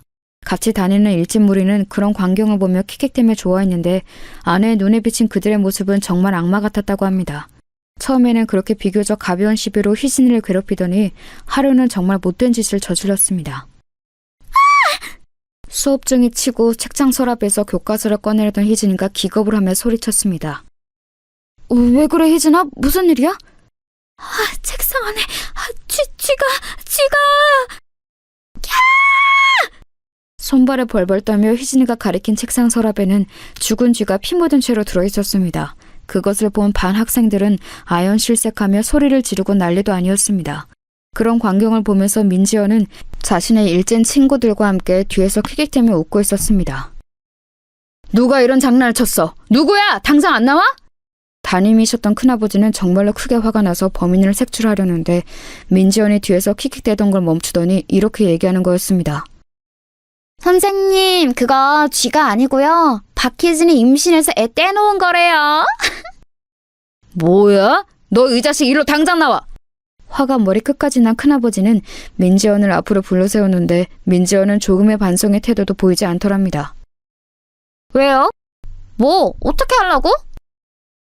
너 이 자식 당장 교무실로 따라와!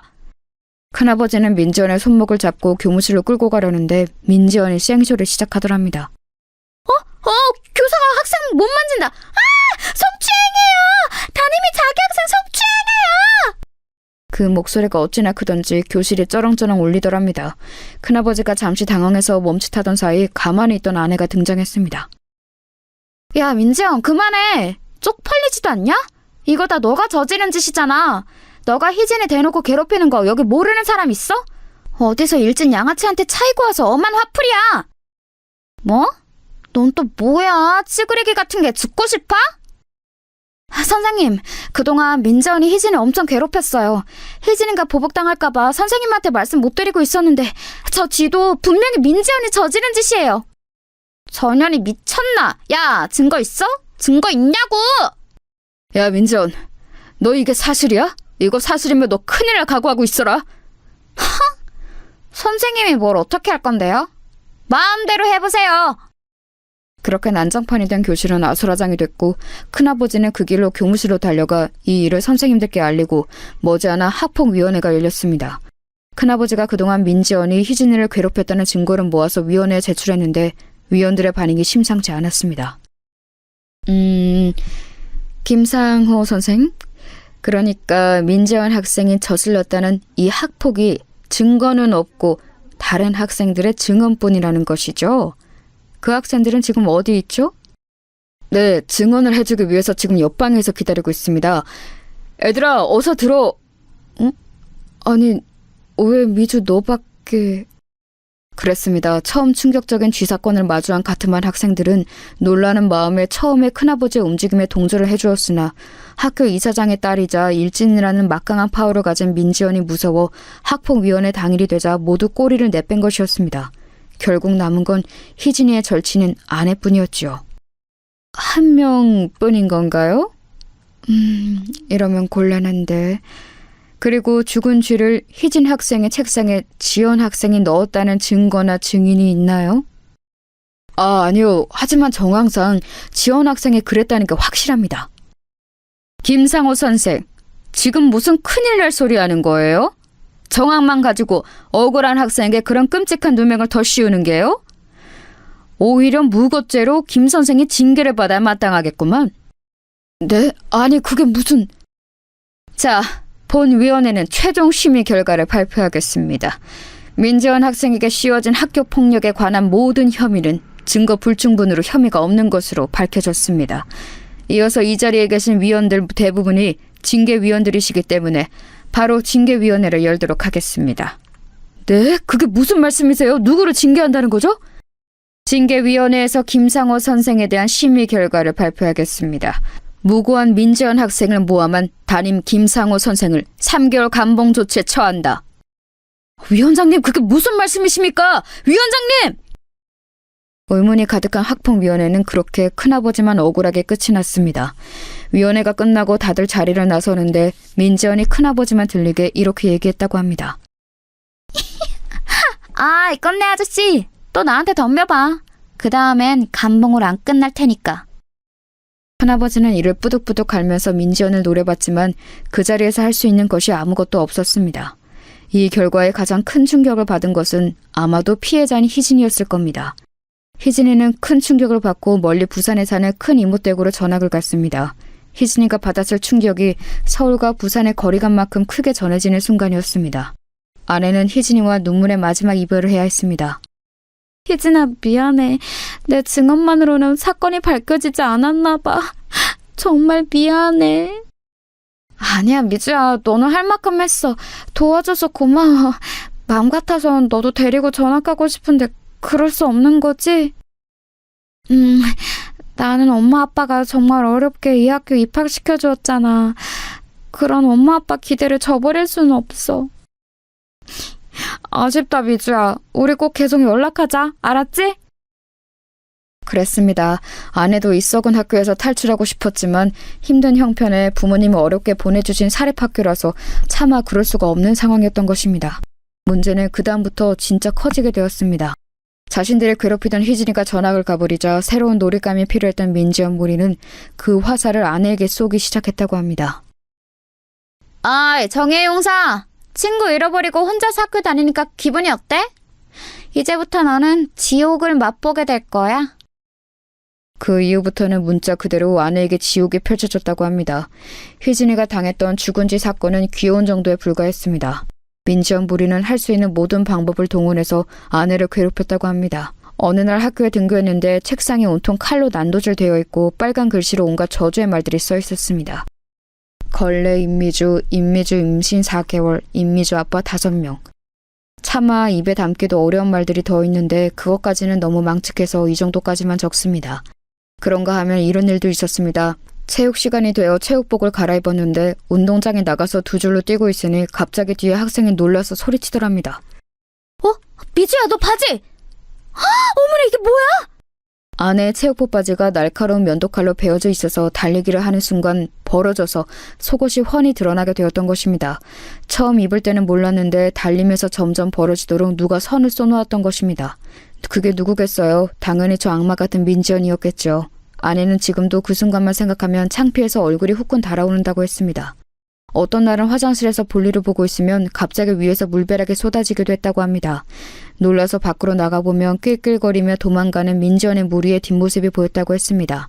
이외에도 민지연은 입에 담지도 못할 잔인하고 망측한 일들로 아내를 괴롭혔는데 아직까지 정신이 온전히 붙어있는 것이 대단하다고 여겨질 정도였습니다. 참다 못한 아내는 이번에는 모든 증거를 모아 큰아버지에게 제출을 했고 큰아버지는 다시 용기를 내어 다시 학폭위원회를 신청했습니다. 그렇게 열린 학폭위원회 날.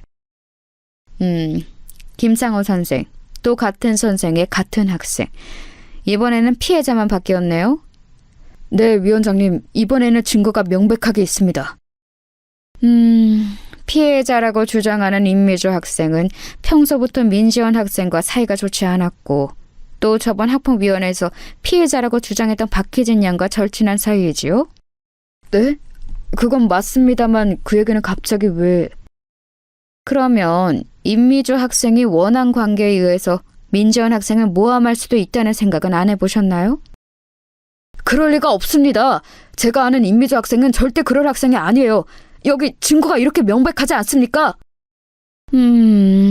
이런 증거야 원한을 가진 사람이라면 누구라도 조작할 수 있는 거 아니겠습니까?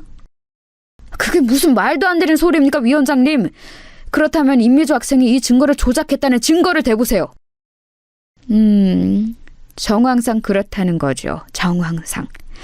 우리 김상호 선생이 그렇게 좋아하는 정황 말이에요. 위원장님! 자, 판결을 내리겠습니다. 민지연 학생이 임미주 학생을 주도적으로 따돌리고 괴롭혔다는 증거가 명확치 않으므로 민지연 학생에 대한 학교폭력 혐의는 혐의 없음으로 결론 내린다. 자, 그럼 역시 이번에도 바로 징계위원회를 열어볼까요? 또 시작입니까, 위원장님? 민지연 학생을 재차 무고한 김상호 선생에게 3개월 무국정지 처분을 내린다. 위원장님, 정말 너무한 것 아닙니까? 분노에 가득 찬 큰아버지의 외침 뒤로 악마 같은 민지연의 조롱만 다시 돌아올 뿐이었습니다. 꼰대 아저씨, 아무리 애써보라니까. 마지막에 누가 없나? 도저히 이길 수 없는 싸움이었습니다. 명확한 증거를 댄다 해도 이사장이 끈앞풀이었던 학폭위원회와 징계위원회는 눈 하나 깜짝하지 않았습니다. 큰아버지는 결국 눈물을 흘리며 아내에게 말했습니다. 배주야, 미안하다. 정말 미안해. 이 선생님이 힘이 없어서 너에게 이런 몹쓸 일을 겪게 하는구나. 아니에요, 선생님. 선생님 잘못 아니에요. 울지 마세요. 미주야, 선생님 징계받고 돌아올 때까지 꿋꿋이 잘 버텨야 한다. 다음에 올 때는 꼭 선생님이 그 못된 녀석들 벌받게 해줄게. 감사해요, 선생님. 그렇게 큰아버지의 징계 기간 동안 아내를 향한 민지연의 괴롭힘은 더욱 거세졌습니다. 당연히 이사장인 아버지를 등에 업은 민지연을 제지할 수 있는 사람은 아무도 없었습니다. 그렇게 큰아버지의 징계 3개월이 지난 어느 날 아내는 그날도 죽을 결심을 수도 없이 고쳐가며 힘겹게 등교를 한 날이었습니다. 그런데 어김없이 책상에 각종 폐륜과 입에 담지 못할 성희롱이 적혀 있어야 하는데 깨끗이 치워져 있더랍니다. 이게 무슨 일이지? 그리고 하루는 체육 시간이 끝나고 돌아왔는데 이번에는 책상이랑 가방에서 민지연 무리가 버려놓은 쓰레기며 피 묻은 생리대며 각종 더러운 것들이 나와야 하는데 가방 안이 깨끗하더랍니다. 그 일은 그 다음 날도 또 그 다음 날도 계속되었습니다. 이제 민지연 무리가 제풀에 실증이 나서 괴롭힘을 그만둔 건가 하면 그렇지도 않았습니다. 쉬는 시간마다 괴롭힘은 여전했으니까요. 하지만 이상하리만치 아내의 자리와 책상 밑 주변은 깨끗이 치워져 있더랍니다. 그러던 중 그 일의 전말을 알게 되었습니다. 하루는 아내가 수도가를 지나가고 있었습니다. 보통은 그러고 있으면 숨어있던 민지연 무리가 양동이에 걸레빵 구정물을 한가득 담고 있다가 아내가 지나가며 퍼붓고 도망가곤 했다고 합니다. 그날도 역시 구정물 맞을 각오를 하고 지나가는데 역시나 구정물 한 바가지가 날라오더랍니다. 그런데 눈을 뜨고 보니 아내의 옷은 거의 젖지 않았습니다. 선생님? 놀랍게도 아내가 맞았을 구정물 세례는 그새 아내 앞에 나타난 큰아버지에게로 다 쏟아졌다고 합니다. 아, 뭐야? 꼰대가 왜 저기 있어? 에이씨, 기분 잡쳤네. 야, 가자! 야, 민지야, 너 이리 와! 아, 뭐예요? 재밌게 놀고 있었는데 왜 끼어들어요? 젠장. 그래, 앞으로 너 하고 싶은 대로 맘대로 다 해. 니네 잘난 아버지 등에 업고 날뛰던 말던 어디 해보라고. 근데 너 앞으로 미주 괴롭힐 거면 그건 나한테 해. 나 어차피 자존심도 없고 쪽팔린 것도 없는 놈이니까 나한테 하라고. 할 자신 있으면 해봐, 어디. 선생님. 뭐야. 영혼 납셨네. 그런다고 내가 안 할 줄 알고? 못할 것도 없지. 두고 봐라. 그렇게 민지연 무리가 조롱을 하며 떠나간 자리에서 아내는 구정물에 흠뻑 젖은 큰아버지를 보면서 울먹였습니다. 선생님, 이게 뭐예요? 왜 저 대신... 대신이라니 미주야. 애초에 이런 끔찍한 짓을 당해야 하는 사람도 없고 그걸 대신해야 할 사람도 없어. 이 선생님이 무능력해서 너를 지켜주든 못했다. 이제부터는 저 못된 년들이 하는 짓거리 혼자 당하게 안 둘게. 미주야, 꼭 기억하렴. 넌 혼자가 아니야. 선생님, 그럼 매일 제 책상이랑 가방 치워주셨던 것도... 선생님이 해줄 수 있는 게 고작 그것밖에 없더구나. 미안하다. 미안하다, 정말. 선생님, 정말 감사해요. 정말 감사해요. 그날 이후로 큰아버지는 쉬는 시간마다 아내를 지켜주러 나타나셨습니다. 아내의 책상과 주변은 항상 깨끗하게 정리가 되어 있었고 아내에게 향했을 분필, 칠판 지우개, 쓰레기더미, 각종 오물 등은 큰아버지가 대신 맡아주셨습니다. 그 모습을 계속 보던 민지연은 짜증을 내며 말했습니다. 아, 저 꼰대 뭔데 자꾸 나타나. 어이, 아저씨. 그런다고 멋있는 줄 알아요? 민지연, 누가 이기나 끝까지 해보자. 아, 재미없어. 아우, 저 꼰대. 아빠한테 말해서 잘라달라고 해야지. 그렇게 큰아버지의 눈물겨운 노력으로 민지연은 제풀에 지쳐 슬금슬금 괴롭힘의 빈도가 줄어들었고 아내의 이 끔찍한 상황을 뒤늦게 전해들은 장인 장모님은 뒤늦게 아내의 전학을 결정했습니다. 그때가 중학교 3학년 1학기를 마칠 때쯤이었으니 1년여의 괴롭힘 동안 아내는 정말 잘 버텨냈습니다. 여기까지 듣는데 저는 눈물이 앞을 가려서 말을 잇지 못했습니다. 여보, 아니 어떻게 그런 끔찍한 일을... 아니야 여보, 다 김상호 선생님이 계셨기 때문에 이겨낼 수 있었어. 정말 다시 겪고 싶지 않은 순간이지만 상호쌤 때문에 버틴 거야. 진짜 상호쌤은 나한테 진짜 은인이야. 이렇게 완벽한 남편까지 선물해 주셨잖아. 아내와 저는 서로를 부둥켜 안고 지난날의 아픔을 회상하며 밤새 울었습니다. 그렇게 얼마간 지났을까요? 아내의 심정을 또 크게 뒤흔들 만한 사건이 생기게 됩니다. 중학교 2학년 때 먼저 괴롭힘을 받아서 부산으로 전학 갔던 희진이 기억하시죠? 아내와는 그 이후로도 계속 연락을 주고받았는데 얼마 전 전해드는 소식으론 건강이 많이 안 좋다고 했어요. 마지막을 생각할 정도로요. 그 소식을 전해들은 아내는 큰 슬픔에 잠겨 있었습니다. 그러던 중 희진이가 부탁을 하나 하더랍니다. 미주야, 나 이제 보고 싶은 사람들 다 봤어. 그런데 중학교 2학년 때 우리 같은 반 친구들, 걔네들은 아직 다 못 봤다? 마지막 가기 전에 꼭 보고 가고 싶은데. 그런데 너도 알다시피 너랑 내가 그 학교 동창회 그동안 안 갔던 이유는 뻔하잖아. 혹시 미주 네가 용기 내줄 수 있으면 이번에 열린다는 그 중학교 2학년 동창회 같이 한번 가줄 수 있어? 혹시라도 네가 불편한 자리면 인사만 하고 금방 나오자. 아내는 깊은 고민에 빠졌습니다. 그 자리에 자신을 괴롭힌 주동자였던 민지연이 나올 수도 있고 아내가 그렇게 괴롭힘을 당하던 시절에 방관만 했던 이들만 가득한 자리에 간다는 것이 쉬운 결정은 아니었거든요.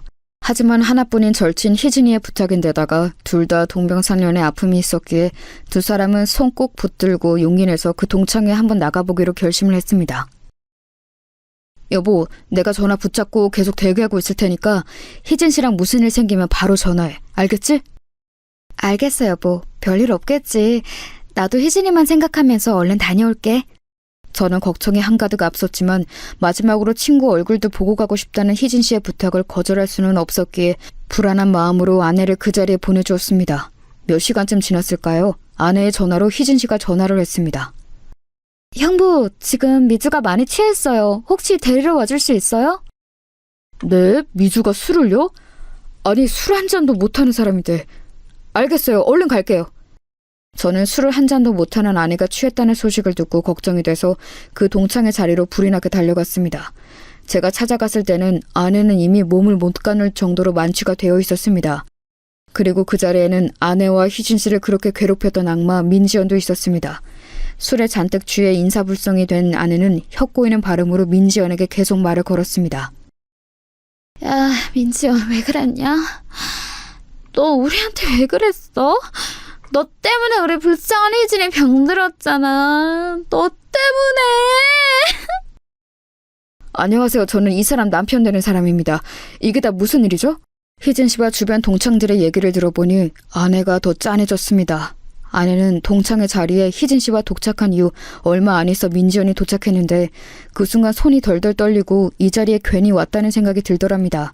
그런데 민지연은 자기가 20여 년 전 저질렀던 만행은 아랑곳하지도 않고 심지어 아내와 희진 씨를 제대로 기억도 못하더랍니다. 지금은 어디 대기업가의 사모님이 되어서 편하게 지낸다고 하던데 아마 이미지 관리 때문에 더 모른 척 했을 수도 있었을 것 같아요. 그런 민지연의 모습에 화가 난 아내는 주구장창 술을 들이켰고 만취가 된 상태로 계속 민지연에게 비난을 했던 것입니다. 기업가 사모님으로서 이미지 관리를 해야 했던 민지연은 계속 언짢은 표정이었습니다. 아, 이쪽이 민지연 씨? 아내 통해 얘기는 많이 들었습니다. 반갑습니다. 저는 속으로 분노가 가득했지만 아무렇지 않은 척 악수로 청했습니다. 아, 네, 반가워요. 아내분이 많이 취한 것 같으니까 얼른 데려가시죠. 네, 그렇게 하죠. 그럼 또 뵙겠습니다. 또 뵐 일이 있을까요? 그럼 들어가세요. 아내를 통해 전해들은 특유의 업신여기는 태도로 저를 대하던 민지연은 제가 아내를 부축해서 문 밖을 나서려는데 일부러 들으라는 듯 말했습니다. 아, 어디서 남편도 꼭 지 같은 찌질한 놈을 만났네. 오랜만에 기분 좋게 동창회 왔다가 똥 밟았지 뭐야? 저는 그 말을 듣는데 더 이상 이성의 끈을 붙잡고 있을 수 없었습니다. 희진 씨, 차에서 미주랑 잠깐만 기다리실래요? 금방 다시 올게요. 네? 네, 그렇게 하세요. 저는 차에다 안전하게 아내와 희진 씨를 데려다 놓고 다시 민지연에게 다가갔습니다. 아, 아직 정식으로 명함을 못 드렸네요. 여기 제 명함. 아직 안 가셨네요. 어디 뭐 하시는 분인지 좀 볼까? 응? 반갑습니다. 대검찰청 중앙수사부 김준석 검사입니다. 제가 또 뵙자고 했죠? 적어도 아버지 일로 한 번 이상은 더 뵙게 될 것 같은데요. 아니 이게 무슨... 네, 아버지 민현찬 이사장님의 비리 수사를 담당하고 있는 검사입니다. 아버지 통해서 제 이름은 들어보셨죠? 들어보니까 아버지가 신나게 해드셨더라고요. 그리고 따님 명의로도 많이 해드셨던데 따님도 그 책임을 피할 수는 없겠죠? 네? 아니 잠깐만요 검사님. 저를 향해 하대하던 태도는 온데간데 없고 민지연은 갑자기 대뜸 제게 무릎을 꿇었습니다. 검사님, 그러면 우리 아버지 사건 담당 검사님이 동시에 임미주 남편이시라고요? 아이고, 잘못했습니다. 검사님. 제가 다 잘못했어요. 제발 아버지 일만은 좋게 넘어가 주세요. 이게 도대체 무슨 상황이냐고요? 네, 말씀드렸다시피 민재원의 비리 가득한 아버지의 담당 검사가 바로 저입니다. 아내의 과거 얘기를 듣던 중 아내가 다녔던 중학교의 이사회가 무언가 심상치 않아서 그 이후로 직업병이 발동을 해서 조사를 좀 해보았습니다. 그도 그럴 것이 제가 대학생 때쯤이었던가요? 큰아버지가 갑자기 학교를 그만두신다고 해서 조금 의아했던 기억도 나는데 그 기억까지 퍼즐이 한 번에 맞춰지더군요. 이 학교는 뭔가 심상치 않다는 생각에 바로 조사에 착수를 했고 아니나 다를까 이사장의 비리가 화수분처럼 터져나왔습니다. 이미 압수수색은 진행된 상태였습니다.